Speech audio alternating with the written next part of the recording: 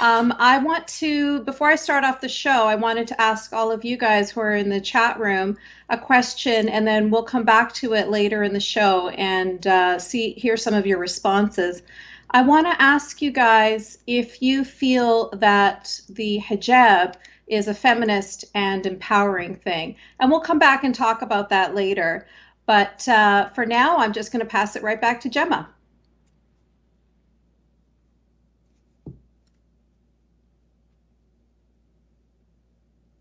And I interviewed you for my show on the Sky Network, and that was around No Hijab Day. I wanted to start the conversation, if we could, by taking you back to the beginning.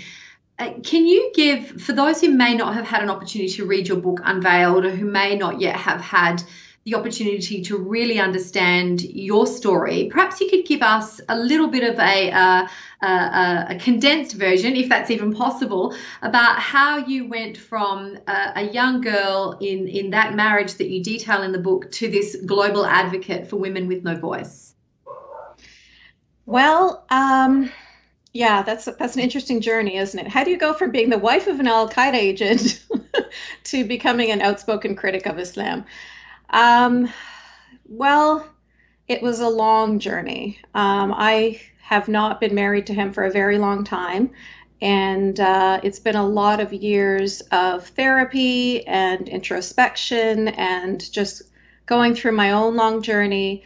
And really, it wasn't until a Bill Maher episode with Ben Affleck and Sam Harris that motivated me to speak out. So what happened in that episode was basically Bill Maher and Sam Harris were talking about how people from Muslim majority countries, specifically they were talking about in Egypt, how over 80% of people in Egypt feel that people who leave Islam should be executed. And that was speaking directly to me because my family is from Egypt and I left Islam. And so I was just absolutely over the moon elated that these men are talking about me on national television. You know, this is a topic that's never been talked about before in the general media. People, you know, in Bangladesh are being hacked to death in the streets at the time, and nobody was talking about it.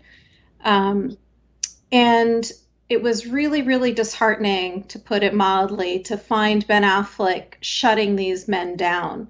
And then to add insult to injury, after that, I saw all of my friends on Facebook supporting Ben Affleck and saying, oh, you know, it's so good that he was there to shut down those gross and racist men. And so can I just pause you there for a second, Yasmine? I know I asked you to give us but I think that's a really important place to pause, because it sort of speaks to the heart of our conversation today around this almost apologist position that liberals in the West, not just in the media, but definitely in celebrity, liberals in the West, and here in Australia, we would call that people on the left of politics, not liberals, because the term obviously means a different thing here. This seeming free pass, I guess you could describe it as a free pass, culturally, politically, I'm reticent to say for Islam, because we know not all aspects of Islam are extreme, just like not all aspects of Christianity or Catholicism or Judaism are extreme, but in particular, the criticism reserved for elements of other faiths that are, for example, perpetuating the control of women, the subjugation of women. It's open season. It's open season. And yet we simply don't see that in Islam. And I feel like that's certainly something that you have challenged. But today we want to unpack the why behind that. And there is so much, like it's almost like a rabbit hole. Was there ever a starting point for you around that? Did you ever sort of go, it's this, or is it a combination of, like, a starting point for you? I think the starting point for me was probably my personal experience being a woman and a Muslim, and being raised to accept the fact that women are less intelligent than men, because that's what the religion teaches. To accept the fact that a man, if he fears that his wife might be disobedient or arrogant, that he can beat her. I could go on and on, that a woman, whether she likes it or not, if her man wants to have sex with her, she has to agree. So basically sanctioning marital rape.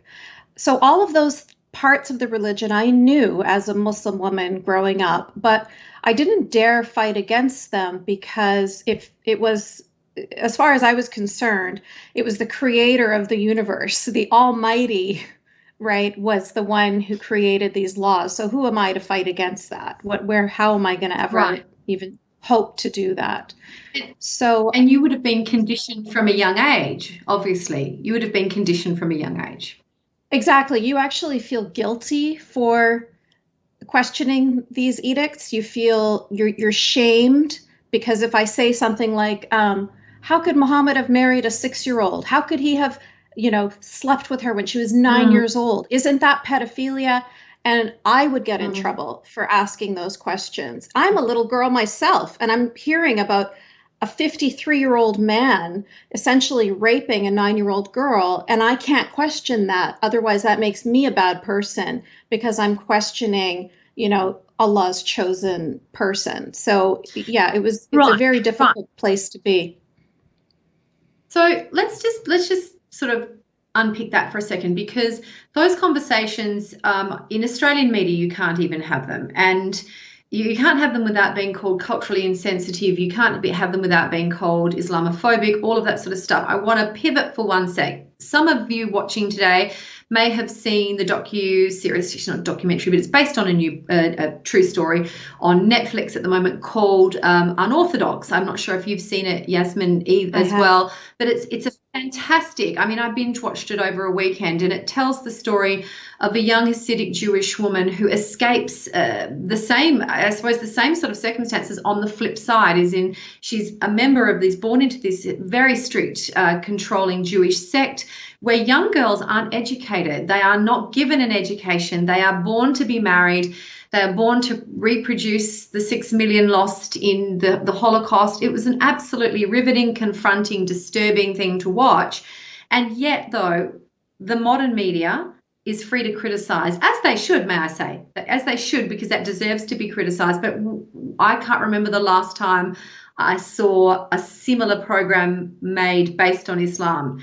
Is it because of, let's start with this, is it because, unlike Judaism, Islam in itself is a political system as much as it is a faith? Is that a reasonable view to hold?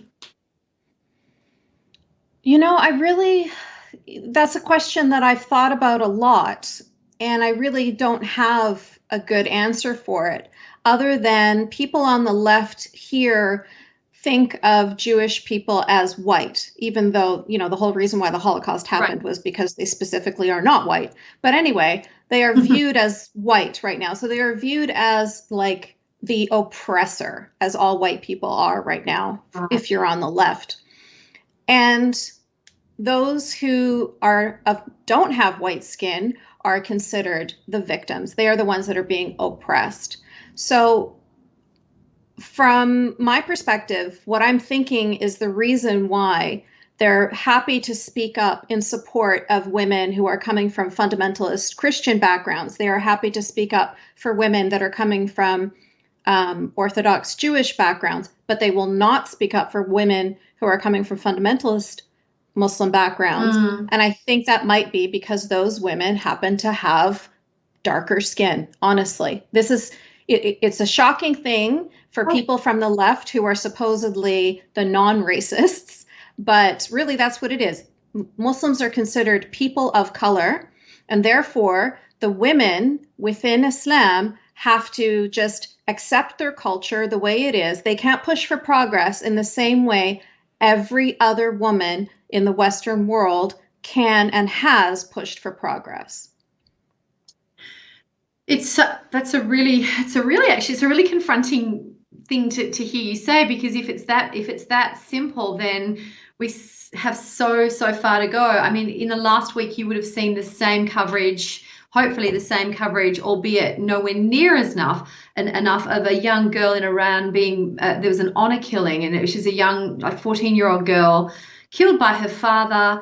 That is 2020, right? And if that had have been I guess, any other young girl, any other social group, ethnicity, we would have seen a very different reaction. So the structure of the mainstream media, we're seeing this parallel currently going on in the United States and I'm calling it rioting deliberately, because protesting is different from looting. When you're looting high-end stores like Louis Vuitton and Alexander McQueen, I'm not quite sure what that has to do with the justice at hand. But we know that there is a conversation around race in the States. And in a country like Australia, we definitely have entrenched racism, very, very different from what we see in America.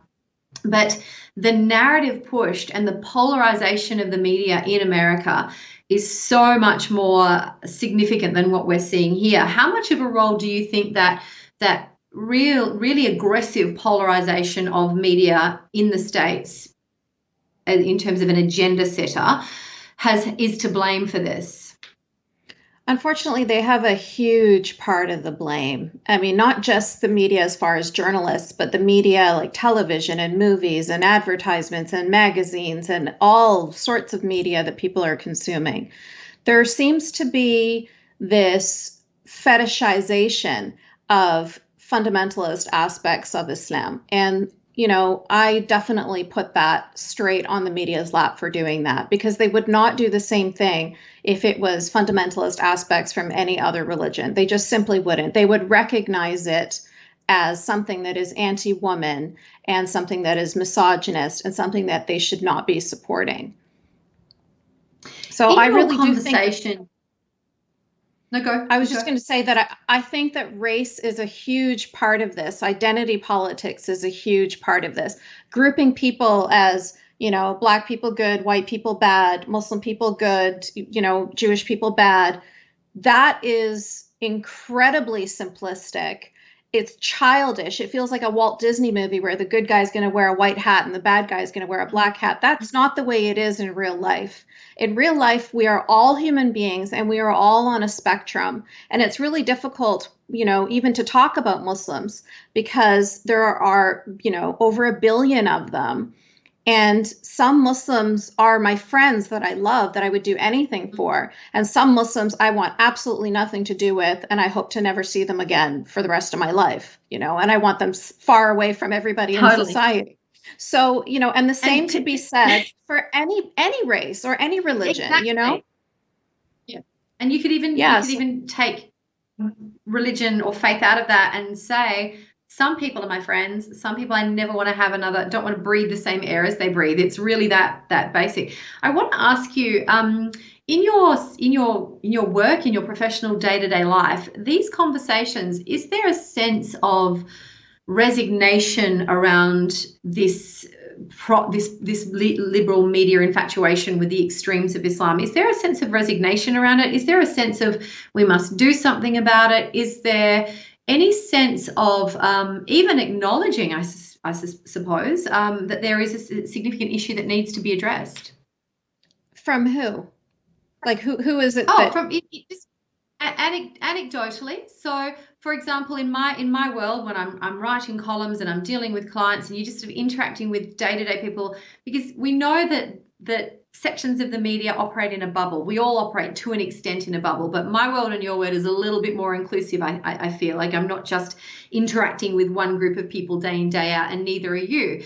But the interesting conversations that I have is that there is this sense of, well, there isn't anything wrong with this. Yeah. So, yeah. And it's that whole, which women do we decide to advocate for, and which women are we happy to just discard and leave to the circumstances in which they were born? And yeah, exactly. I completely agree with you. And that's why I was asking who, because if you're thinking of, feminist, like ex-Muslim women or women from a Muslim background, or even people like Asra Nomani or Raheel Reza, who are still Muslims that are pushing for progress within their religion, then there is a lot of frustration. They are just infuriated. They are angry. They are trying their hardest to get these messages out, but it's absolutely falling on deaf ears. And I completely agree with you that from from my perspective, the liberal media seem to not even notice. They seem to not even care, and they just continue to shovel more and more on us, and not even, they're completely oblivious to the fact that we're screaming and saying, can you please stop? I mean, they're not even noticing that case of the young 14-year-old girl that's beheaded by her father. I didn't see that in mainstream media. You know, the women in Iran that are being imprisoned because they refused to wear the hijab that they're being forced to wear. Yeah. You're not hearing anything about that in mainstream media. So No. those are the No, kinds you're of things absolutely that, not. yeah, it's really, really hurtful too, I think, is what it comes down to. Because, you know, I remember this Sam Harris TED talk where he was talking about young girls from a Mormon community that were being married off, like in polygamous relationships, and the FBI went in there and they yanked those girls out of that cult. And we don't have that same kind of energy when we're talking about young girls from Islam. Even though the young girls there could be dealing with FGM, they could be dealing with forced marriage, you know, it doesn't matter. Like in my book, I talk about how I went, you know, it went through everything, the police system, the child services system, the court system. And eventually I got to see a judge, and he knew everything that had happened to me, all of the physical abuse, all of the mental abuse, all of the sexual assault. And in the end, it was like, this is your lot in life. This is what's acceptable in your family. This is I'm being So culturally sensitive. They think they're being culturally you're sensitive. that sort of touches on the point that I think struck me as I was reading your book. Your book's a very difficult read, and difficult because it's confronting and powerful. For those of you with us today, if you haven't grabbed a copy of Unveiled, you absolutely must. It's a tremendously important read in the context of those writing about it and those who have lived it. So I encourage you to get a copy, and I encourage you also to fire us your questions too for the question and answer section that's coming up. But back to your book. So this is the point I was sort of trying to explore before around the cultural stuff, right? So the judge in your case, for whatever reason, who knows what was going through their head, decided not to rescue a young girl who had been subject to terrible, terrible abuse. Any other ethnicity, faith group, whatever, as you said, you would have been pulled straight out and put into care. There is no question around that. Does this come back to the concept of law, of the entrenched system of Sharia law, and that even though in every Western democracy, just as in Australia, canon law, the law of the Catholic Church, should not be above common law. So, you know, the law of the Australian government is the law of the Australian people, whatever faith you're at. So it seems to me that is it fear? Is it fear of backlash? Is it timidity? I mean, what anecdotally, what are people in your network telling you about that? Well, I had a lot of people who read my book who confided in me that they used to work as social workers. That used to be their career. And they had to walk away from children like me so many times, or children from the Aboriginal community, or, you know, Yeah. any child that was non-white had to be left in their abusive circumstances for the sake of cultural relativity. And Right. Right. the people Yeah. that were That's a contacting me were genuinely haunted, Gemma, haunted mm-hmm. by the faces of these kids that they had to say, no, sorry, we can't help you. We're just going to leave you in the situation that you're in, knowing full well that if that child had blue eyes and blonde hair, that they would be able to save that kid from the abuse that they were living under. So it was just too So that, difficult for a yeah. lot of these people, and they have to actually change careers because there's no way to change that system. So that's incredibly important because in the last couple of years here in Australia, we've been having the same conversation around Indigenous children, particularly in the Northern Territory, where there have been some absolutely horrendous cases of abuse, toddlers being sexually assaulted so badly that they ended up in hospital, high degree of STDs amongst young children. And there is this tiptoeing around the issue of removing a child, and it's this concept of why can't we be colorblind in relation to the welfare of a child? Why can't we simply be brave enough? Why can't leaders simply be brave enough to say it doesn't matter what ethnicity, what race group, what color that child's skin is? As you've said, if that child was blonde hair and blue-eyed, it would be out of that at-risk situation, in 30 seconds flat. So it seems as if this concept of racism is actually very, very deep in the heart of the issues that you're trying to confront. It's just a different 100%. manifestation. Racism that we've grown up to see and to understand is the racism that resulted in the death of a man in America this week, right? It's the racism that denied people of any color, any ethnicity. In Australia, it was Indigenous Australians, obviously. Then as the post-war migrant wave came through, as Greeks, Italians, Chinese, Vietnamese, denied them work, denied them housing, opportunity, social advancement, that kind of racism. We've never had a discussion around the racism that keeps a woman or a child confined to a situation that would not be tolerated for a child who was not of color. And the difference is this new racism is so much more insidious because it's coming from people who are insisting that they are the virtuous ones, that they are so anti-racism. And that's why the perfect way, the perfect microcosm of this is how our prime minister has like three images of him throughout the years where he was covered in blackface. So that is the Yeah. person that is insisting that he is so not racist and is constantly admonishing the Canadian public for being racist. So, that's the thing. Like as somebody who has received racism from both sides, I can tell you that at least when it's somebody who is, as a, a white supremacist type of person, they are direct. They are honest. They are angry at me for marrying a white man. They are angry at me for Right. ruining his bloodline and having a child that is mixed. They're direct at least. They are at least direct.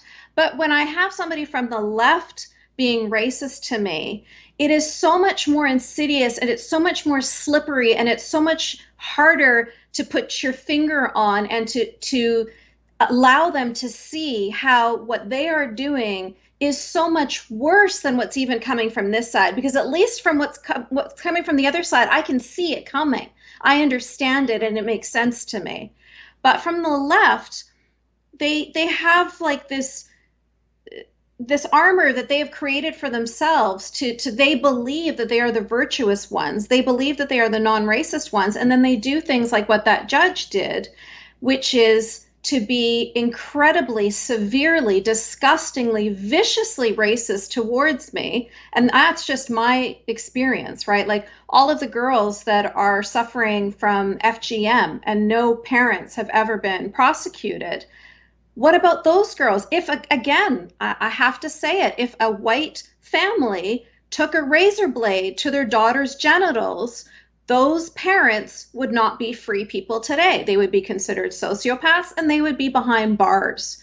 And when you talk about being colorblind, when we're talking about protecting children, the law is for everybody. It's one law for all. Why is one child more valuable than another child? They think that I don't understand how their minds work, that they think that it's better to leave a child in a abusive in a sexually assaulting family. Like, how is that ever, how do they sleep at night? No. Well, they don't have conversation. This is coming sort of not full circle, but it links into what we're talking about, because these conversations are not freely had, and they're not honestly had. They're had with a timidity, and they're had within the context of, it's cultural. I mean, my father was Italian.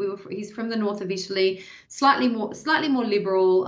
Culturally more liberal than the south of Italy. But I remember growing up in my early careers in my 20s, and there was a young girl who worked with me in the first job that I had in a newsroom, and she was from a Sicilian family, very traditional Italian family. She was in her 20s. She was an adult. She was working. She was not allowed to leave the house on weekends unless her brother supervised her. She was not allowed to basically live an adult life as a young woman in her 20s without the constant supervision of a male relative. Now, that's an extreme example of what used to happen. Very, very. I mean, it's an extreme example of Italian Catholic culture, right? But I remember we all tiptoed around it. And I'm not suggesting there was any harm perpetrated on her. To be honest, I wouldn't know. But I remember thinking, oh my God, how, it's whatever, it was 1990, whatever at the time. And she's in her 20s and she's working, and she still hasn't got the freedom to go out for dinner on a Friday night unless there's a bloke with her. And those are the conversations that are always treated with timidity. They're treated with, they're treated with timidity, and they're treated with fear, because we're afraid of, to your point about identity politics, Yasmine, we're afraid of being called, you're a racist, you are Islamophobe, you are anti-Semitic, you are all of these things. To say that, it is not right that the Hasidic community should not educate young women, to say it is not right for young Hasidic Jewish women to be confined to a life of no choice, no education, all of that kind of thing. You are labeled. Perhaps as a community, we need to gird our loins, Yasmine. We need to get some courage up to be able to face those labels and say, no, I'm not. It's just that they tend to those loud voices tend to shout. And that's the only answer. That's the only way to solve this, is for people to just be strong and to just continue talking. And, an extreme example of what happens when you don't continue talking is the rape gangs in the UK. Those rape gangs were only allowed to continue. They perpetuated for so many years, and thousands of girls across the country, some girls as young as 11. Why? How did that happen? The answer is because the authorities were too scared to speak up. So because they're afraid that people might call them bad words, instead, because what they're trading that for, they're saying, I'll protect myself from somebody calling me bad words, and therefore you're allowing that girl to get raped. That's what people don't understand, is when you are silenced, there's a cost to that. When jihadis go around and they murder the Charlie Hebdo cartoonists, and then it causes you to bite your tongue because you don't want to criticize Islam, or what they did to Salman Rushdie, or et cetera, there's so many cases of them getting angry at criticism. But if you bite your tongue, then they have achieved their goal. They have succeeded. You are allowing them to win. And what's worse is you're empowering and you are allowing that oppression to continue. And you know what? It reaches you. It's not just over there. We can't just look at Afghani girls and Saudi girls and Iranian girls and say, oh, that's happening over there. That's not happening over here. I'm born and raised in Canada. I know girls from Australia that were put in niqab, covering their faces, from the age of 10 and 11 years old. Girls that today will speak with an accent because they only went to Islamic schools and they didn't even get to interact with the wider Australian community. These are the kinds of things that they're happening now. They're happening here in your own backyard. And we know this, right? Like, we know when ISIS started up their caliphate, there were people from all over the planet burning their passports and going and joining them. We don't have the luxury anymore of saying it's none of our business. It's happening over there. No, it is our business. These are our girls. These are our neighbors. They are in our schools. They are friends with our children. We have every right to get involved in this conversation. And I think that's really what it comes down to is people feel like it's none of my business. It's their community. But that's a very selfish way to look at the world around you. If I see a child being hurt, I'm not going to wonder to myself, oh, but what community is that child from and what kind of backlash could I receive from it? You need to speak up for people. And to that point, it is, when you said just before, it is, we can no longer afford to say it's not my business. That goes for the everyday, seemingly banal example, and it goes for the extreme example. It goes for the young girl who is, even in an abusive relationship. Let's just take it outside the box a little bit further. We don't talk about domestic violence enough. We don't talk about women who might have that boyfriend who, you suspect something's going on. We don't even have the courage as a community on the surface of it to have those conversations. So being able to have a conversation at the other end of the spectrum, how do we get, what's your view? How do we get from A to B? How do we get from a place where we go, you're a friend of mine, I'm worried that you're in an abusive relationship, or I'm worried that your parents are overbearing with you. That's the bottom level stuff. How on earth do we get from there and doing that well to going, that child is abused, that young girl is in a cult, or or whatever? How do we get there? Well, you don't even have to speculate. If somebody like me, who is putting herself at the mercy of the court and saying, help me, get me out of this situation, then for example, this is somebody that you can help. When there are women all over the world risking their lives and being imprisoned and being attacked with acid and being killed by their families, and they're screaming for help, then we don't have to speculate. Do they need help or not? Is this a touchy subject or not? No, they are saying, yes, we are fighting against these oppressive regimes. And you have the option of either supporting them or ignoring them. But what tends to happen is this third choice, which I just can't even imagine that it would even be a choice. But the third choice that ends up happening is the subtitle of my book, is they end up actually empowering radical Islam. They end up empowering the people that are oppressing these women. So I just want to remind everyone we've got questions coming. I can see, if you see me looking to the side of screen every now and again, I'm keeping an eye on the questions, and we've got some great questions coming through, and I want to get to them really soon. But before we do, because it touches to your original question about face coverings, I'm just going to quote from an article that was published in The Conversation. And again, excuse me if I look to the side of screen because I want to get it right. But this talks to this issue about empowering and fantasizing and romanticizing, I guess. So this is coming from an article published April 28th in The Conversation. And is the face mask used to help block the coronavirus, which many of us are using right now? There it is on the screen. Perfect. Really that different from a niqab? Both garments are worn for specific purposes in a specific place for a specific time. Once the purpose is over, the mask and niqab come off. The calling of the sacred motives, some to wear the niqab. A highly infectious disease propels many to wear face masks. If we all start wearing masks, does it mean we've succumbed to a form of oppression? Yes, my original reaction when I saw this quote was I just thought it was satire.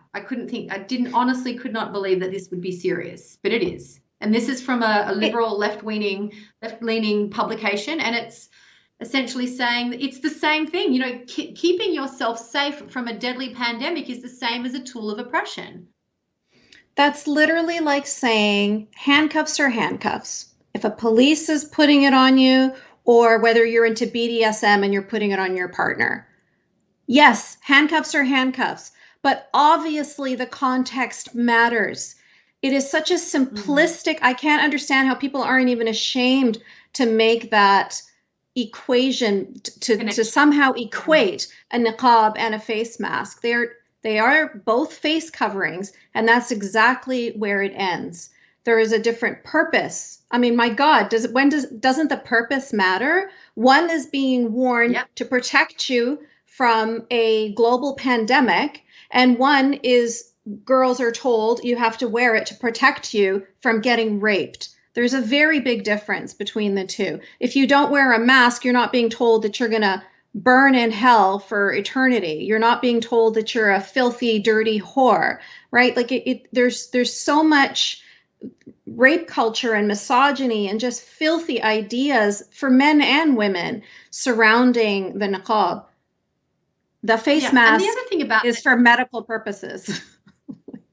I want to ask you a question, Yasmine. When you interact, or first of all, how much interaction have you had with left-leaning media, whether it's here or in your global travels and your global speaking? And when you interact with them, what is the degree of pushback? Is there a dismissiveness? I'm curious to know what that looks like for you. They're usually, so if I'm getting invited on, then I always feel like, okay, so it means that they're probably open to hearing my perspective. But quite often I feel like they're inviting me on to just continue.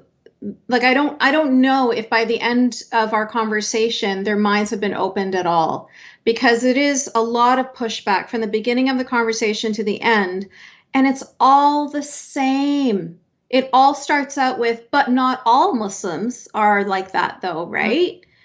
Which that would never be acceptable in any other context. If they had an activist that was standing there saying, I want to talk about the rape on college campuses, they would never say to that activist, oh, but not all girls who go to college get raped, right? Like not all boys are rapists. That would never be a question that you would ask somebody. It's shockingly, appallingly insulting, right? To assume that we're not going to care about Muslim girls until every single one of them has had to suffer from FGM. Every single one of them has been forced into a marriage. Every single one of them, et cetera, et cetera, et cetera. It's absolutely ridiculous. There is a problem in the community. If you don't want to address the problem, that's fine. You don't have to. You can completely ignore it, but please stop supporting it. Please stop pretending like it is a good thing to be a Muslim woman wearing hijab on the cover of a magazine. It is not a good thing. It's not a good thing to be putting hijab on the cover on Barbie's head. This is, when I was growing up, I had a different idea in the home and outside of the home. So in the home, I was being taught all of these incredibly misogynistic things that I was taught to accept, and I didn't have a choice around it. But outside of the home, I was at least getting a counter narrative that was pushing into my mind, right? And I think of the young Muslim girls today who are not getting that dichotomy. They're getting these positive messages about this tool of rape culture, whether they're in the house or outside of the house. In fact, there's a story of a young girl in the States who was writing about how she wanted to take off hijab, but her parents, she wanted to do it as a secret because she didn't want to get in trouble from her parents. So her teacher saw that she would come to school with a hijab on and then take it off when she got there. And her teacher said to her, if you don't stop doing that, I'm going to tell your parents on you because they want you to wear that and you should respect them and do what they want. I mean, even when young girls are trying to push against. I wonder what the narrative would have been if that young girl had have come to school and said, my parents are forcing me to, I don't know, go to Catholic confession or go to, anything other than. And I think it comes full circle again. I'm so fascinated by this idea, or not this idea, but there's women, not just young girls, but there are women who feminists fight for and causes that third wave feminists fight for. And then there's everything else that they don't agree with.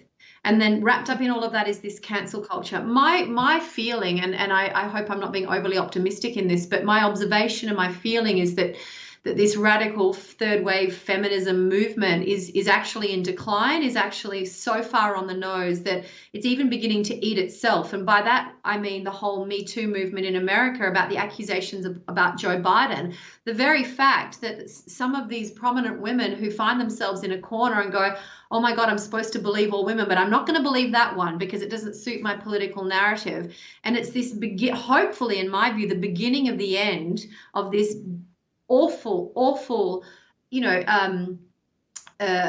tribal hatred of the wrong kind of women.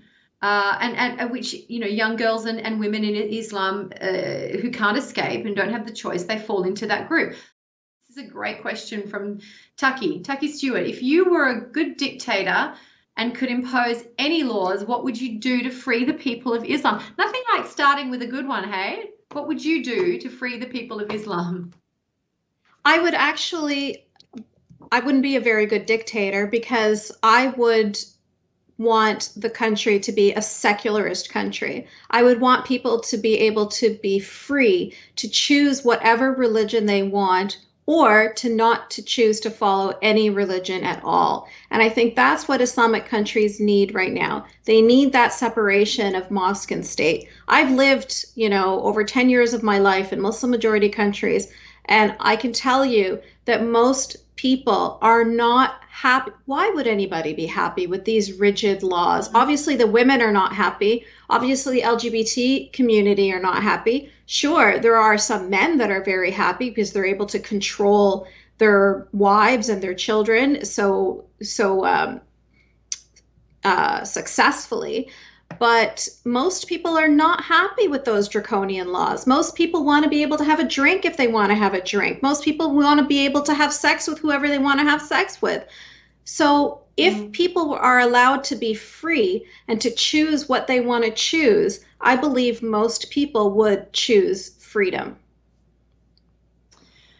So true. I don't think you'll get much of an argument from our audience today. I'm going to run through some of the responses to your question from the beginning about, is the hijab an empowering and feminist act? We've got quite a few comments there. Please keep them coming. We've still got at least another 15 to 20 minutes of our Q&A section to go, so please keep them coming. Cassie in Sydney says, no, the hijab is not empowering. It's not a feminist act, particularly when millions of women are forced to wear it. Rita Panahi, my colleague at Sky, talks a lot about this. Agreed. Mike says, no, I feel the hijab is an oppressive piece devised by men in the usual misogynistic manner of religion. Tiara says, hijab is oppressive as it's not a matter of choice, particularly living in a Muslim country. Aisha says, the hijab may feel empowering for women who actually get to choose to wear it, but it's Correct. Certainly not the case for many women who have no choice. And again, Riz says, it's a piece of clothing that only expresses, if I'm reading this correctly, a piece of clothing only expresses that empowerment. So yes, it can be empowering if the wearer chooses to wear it. But if the wearer is forced to wear it, then you're enslaved. So let's talk on the back of that about No Hijab Day. Let's talk about that. Well, that all started because there was a movement called Hijab Day, where an American woman was, it's around like 140 countries around the world now, where they go around and they encourage non-Muslim women to wear hijab for the day. And of course, the opposite of that would be to encourage Muslim women to not wear hijab for the day. But of course, I could never do that because I myself was threatened with death when my mom saw that I wasn't wearing a hijab. And a young girl not far from where I'm living right now was murdered by her father and her brother. She was, in fact, strangled to death with the hijab that she refused to wear here in Canada, a 16-year-old girl. So I would never in a million years ask Muslim women to not wear hijab because I know what the cost of that potentially could be. Instead, what I chose to do was make it a day to support women who have chosen to take it off. Not just women in Iran or Iraq or Saudi Arabia or whatever, women in free Western countries as well. There's a woman in the UK who is a very famous model, and she has like a huge following on Twitter and YouTube. her and her husband are making these videos all the time. She chose to take off her hijab. When she did that, the backlash from the community was so intense that she has a video where she does nothing but read all of the death threats and the rape threats and the insults and the anger. And the video is almost an hour long. That video is on YouTube. That's just one tiny example. And that it's because she was in the UK. If she was, her family is from Egypt. If she were in Egypt, it would be a very different situation. Egypt, they have public transit. They separate the car for the women and the car for the men. And if a woman goes on to the subway car that's all women, if she's not wearing hijab, there are women that go around with scissors in their purses that will go around and snip her hair as punishment for her going around without hijab on. Now, Egypt is a very overpopulated country, so it's very difficult to find these women because the public transportation is really crowded. But it just goes to show you that it's not just men that are forcing women, it's women that are forcing women, it's the entire society. You get backlash from men and women, and not just from your family, but from the greater community, people that they don't even know who you are. Quite often there were Christian women that were getting their hair cut because these women are going around cutting the hair of anybody that has her hair out willy-nilly. They don't even know if these women are Muslim or not, and they don't even care. They're still going to be punished for having their hair out. And that speaks to the one of the underlying themes that we've been discussing today is this, women are part of the problem. Right? The feminist movement is enabling this. The feminist movement, whether they're in part of the liberal media or not, is absolutely enabling this problem. I've got a great question here from Jack. Yasmine, how successful have your efforts been in changing the views of Western liberals that you've interacted with? When you engage with them, have people been sympathetic to you? I would go on and say, add words to Jack's question, empathetic to you, or have they been dismissive and told you not to talk about these issues?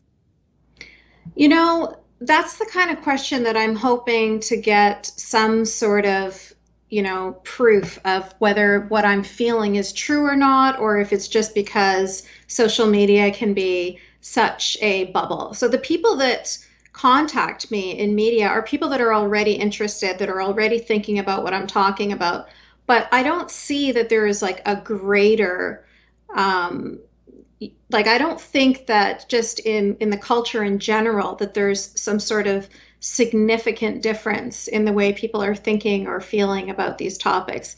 I could be wrong. I hope I'm wrong, but I'm not seeing that. I'm still seeing people talking about the hijab as if it's cultural clothing, which is the most basic argument. Like, what culture are we talking about? Because we've got women in Indonesia and Egypt and Russia and all over the world, people that don't share language, they don't share food, they share nothing. What connects these people is their religion. It has nothing, it's not cultural clothing. In fact, when Islam came to these countries and colonized them, it quite often eradicates the culture that was there before and completely covers it up, engulfs it with the Islamic clothing so that we don't even know what their cultural clothing was before. So, I mean, simple things like that of just understanding the difference between religion and culture is still an argument that I see coming up over and over again. So I don't know how far my voice is carrying, but this is why I continue to talk, because I hope that if each one of us will just, it's kind of like a ripple effect. If every single person just speaks to another person, and then eventually word will get out there, and it will just, because honestly, when I'm speaking to somebody one-on-one, face-to-face, they get it. They really do. Unless, they block me or they don't want to hear about it. They don't want to get far in the conversation. But anybody that's willing to sit and listen and talk to me, they get it before long. But I don't know if those same people are still going to be virtue signaling after our conversation is over, or are still going to be biting their tongue after our conversation is over. I don't think that what I'm saying is a difficult concept to understand. I think that it's pretty clear. And I think that anybody that's has any sort of empathy for other human beings will very clearly be able to see what it is that I'm going on and on about. So true. I've got some really, really good questions here.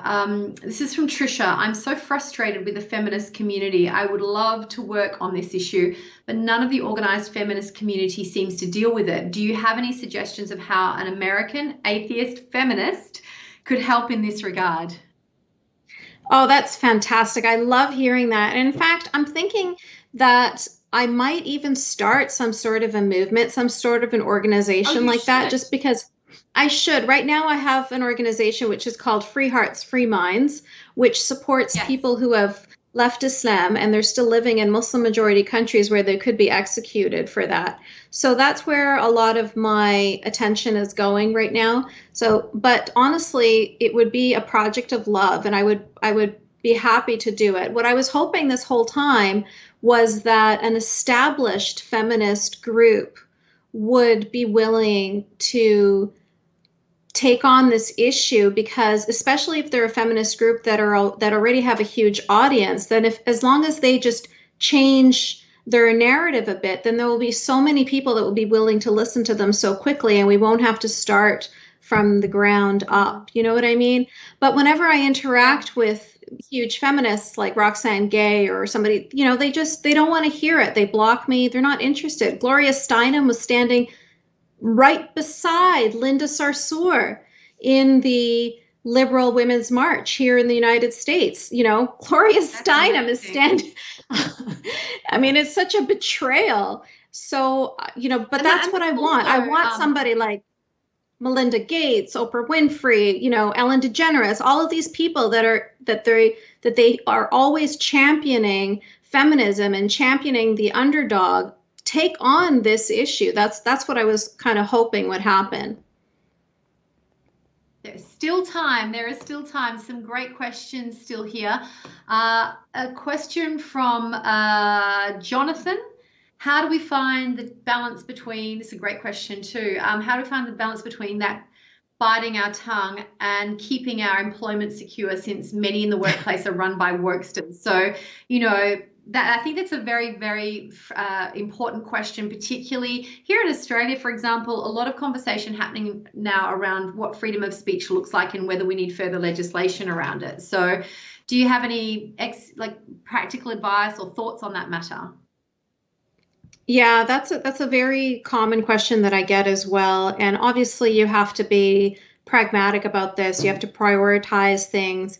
But there, I mean, I think that you can talk about these things, but carefully. You know what I mean? Like just make Yeah. try and make sure that you couch your topics in as many examples as you possibly can, and bring examples of women from the Muslim majority world that are fighting against this, so that you aren't taking the lead role, so that you're saying, oh, look at this movie called Wejda, made in Saudi Arabia, the first Saudi Arabian woman to make a movie, and she chose to make a movie about a young girl who just wants to ride a bicycle. If you can imagine that would like that's the Mm. conflict for the whole movie, because girls in Saudi Arabia and in many Muslim communities around the world, including myself, are not allowed to ride bicycles because there's this stigma that you're going to break your hymen and then you're not going to be a virgin on your wedding night.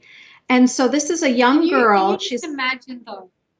That Yeah, is the kind of film that Hollywood would fawn over, brave yeah. and stunning, and then do nothing about. Yeah, yeah. Well, it wasn't made by Hollywood. Was not interested in it. No, but what I mean is, you can imagine winning awards left, right, and center. What an amazing filmmaker! How brave is she? And then literally doing nothing to help, like literally doing nothing to help. Yeah, yeah, absolutely. But I mean, I would encourage the person who asked the question to share Hmm. things like the Honor Diaries movie, which is a movie made by Right. women from with Islamic backgrounds, whether they're ex-Muslim or still Muslim or progressive Muslims, that are talking about honor culture and honor violence and honor killings. I encourage you to share Banaz, A Love Story, which is a documentary by Dia Khan, which is incredibly heartbreaking, but it's about this young girl named Banaz in the UK who went to the police on 5 different occasions to tell them that she was afraid that her father was trying to kill her. And they never took her seriously until they found her body chopped up in her father's backyard. So these are the kinds of, I mean, people are yelling and screaming all over. You just have to tap into that and then maybe bring those women into the conversations instead of you being at the forefront of it. I hope that will That's prevent absolute advice. yeah. So then It's people great won't be advice, attacking and you. it touches on a couple of questions. So to recap, it's basically don't make yourself the protagonist of it. Bring these real lived life experiences into the conversation and point people in the direction of those. That's great advice. I've got a question from Salwan. Do you think that a lot of the left in the misguided ideas perpetrated by the left are based on a clear lack of knowledge of Islam's history and theology? Absolutely. Yes. 100%. Tell us So, what you really think. well, this is something that frustrates me to no end because you always hear people say things like, well, Muslims are just a minority group. They are the second largest religious group on the planet. It is really, at this point, ignorance about Islam is a choice. After 9/11, ignorance about Islam is a choice. People they need to understand what this religion teaches. And, some people get upset when like in America, they talk about Islam in schools. I think it's grade 10 history or something. And in that, during that, like a part of that curriculum is to take the kids to the mosque. I encourage that. Do that. Take them to the mosque and let the kids see, wait a minute, why are the boys going in from the front door and the girls going in from the back door? Wait a minute, why do the girls have to put a cloth on their head before they go into the mosque? I want them to see that gender segregation, and I want them to start questioning it from a young age so that when they're grown adults, they're not going to be fooled by Islamists like Linda Sarsour and her ilk that are standing with a microphone at a liberal women's march talking about how the hijab is so empowering. They won't be fooled by that. They won't, when people start to talk about Muhammad was the first feminist and Islam is the most feminist religion, these kids are not going to buy that, right? So our generation could buy that because our generation was not educated enough about this. And by that, I mean Generation X. But these younger generations, there is the potential that we can educate them about this so that they don't get fooled into these same ridiculous narratives. Okay, so that comes to another question that we've got from Olivia Greenwell. Yasmine Abdel-Magid, who is an Australian, well, I'm not sure. She's Australian. She's living in London now, has made some controversial comments, divisive comments in my view. She talks a lot about Islam being a peaceful and the most feminist religion. Can you comment on this? You just did, but can you comment on this further and how non-Islamic Australians might reconcile that with a view more in line with your own? Yeah, so this is exactly what I'm talking about. So she is somebody that I think I wrote one tweet in response to her and she blocked me right away because she knows that she does not want my voice on any of her followers reading what I have to say, right? So this is what I'm talking about. She would not be able to sell that kind of absolutely revisionist. I mean, it's not even revisionist, it's lunacy. She would not be able to sell that. It's creative writing. It's creative writing.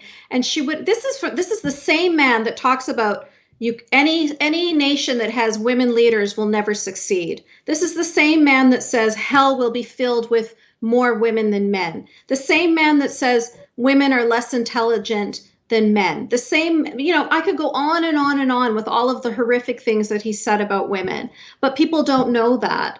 And they just see this woman with her, her turban type thing wrapped on her head, and she looks stylish and she looks exotic, and she says that Muhammad is the first feminist, and they don't have any information to counter that. Do you know what I mean? Exactly. They don't have any point of reference. So they just accept it and they say, okay. And then they perpetuate it and then they repeat it. And that is how the Islamists have succeeded for so long in spreading that narrative. And now we're starting to try and counter it. But really, we're out of the gate late, because we're only able to start to speak up now because of social media. But for the longest time, they've been doing the work in Muslim student associations all around North America. They've got CARE is a big organization in the United States. There's ISNA. I could go on and on and on with the different organizations. I'm sure you have your own in Australia and in New Zealand, of course, that are going around and that are carefully crafting this narrative. And like you said, those people don't have a point of reference, so they're just accepting those narratives. Well, I'm hoping now that people will be more open to just picking up a mouse or scrolling on their phone and doing their own research. I don't want them to listen to me. I don't want them to listen to the other Yasmine either. I want them to go online, go on Quran.com, go on Sunnah.com, and read about this religion yourself, so that when somebody tries to sell you something, you know whether they're selling you snake oil or not. I think we've got time for maybe one more question here, possibly two. Oh gosh, there's been so many good questions and so many similar narratives, similar themes. Cassie has a question. I'll have one more after Cassie's that I can see. I found Jacinda Ardern's hijab gesture last year after the Christchurch event offensive. Surely she could have shown her respect without wearing it. What do you believe about that? I 100% agree. Yes. So Jacinda needed to show her solidarity with the Muslim community, and that was 100% commendable. That's exactly what she should have done at the time. But she chose a divisive thing to show support for the entire Muslim community. I mean, it was short-sighted, and it was actually insulting to a lot of Muslim women. Most Muslim women in the Western world do not wear hijab. And the reason for that is because here they have more of a choice than they do over there. And I say more of, I don't just say a choice, because they don't necessarily always have a choice. But at least there's more of a choice, because the pressure will be coming from their families and from their communities, and not from the government, not from the laws. But, for Jacinda to do that, what she was doing is she's alienating most Muslim women, because most Muslim women don't wear that on their head. And she's also alienating all of the feminist Muslims that are fighting against it. And like I said, women that are rotting in prison today because they are fighting against it. So that was a perfect example of the subtitle of my book. That is a perfect example of a Western liberal empowering radical Islam. She took a tool of misogyny, a tool of rape culture, a tool of fundamentalist Islam, and she put it on her head. So she is supporting that. And when she supports that, she's betraying women. So there is one more question I'll go to at the end, but I want to sneak one of my own if I can. So within Islam, there are women fighting. There are people, men and women, fighting for reform. What does that look like in 2020? Yeah. How strong is that movement? How much hope do you have for a reformation? There have been some commentators that I read over the last week who talk about Islam being poised for a reformation, like Christianity had a reformation, Catholicism had a reformation, Enlightenment, that kind of thing, and speak of great hope around that. So I guess I wanted to understand from you, what is your view on where that process kind of sits right now? What does it look like, and is there hope? So first of all, we have to recognize that the vast majority of Muslims, so statistically, are supportive of conservative Islam, fundamentalist Islam. There is a very small, much smaller percentage of Muslims that are progressive, that are open-minded, that are free thinkers, that are into LGBT equality, that are into women's equality, right? That's a much smaller group. So first we have to understand the demographics that we're dealing with. And then within that, the only progressive Muslims that can actually be vocal are the ones that are living in the West.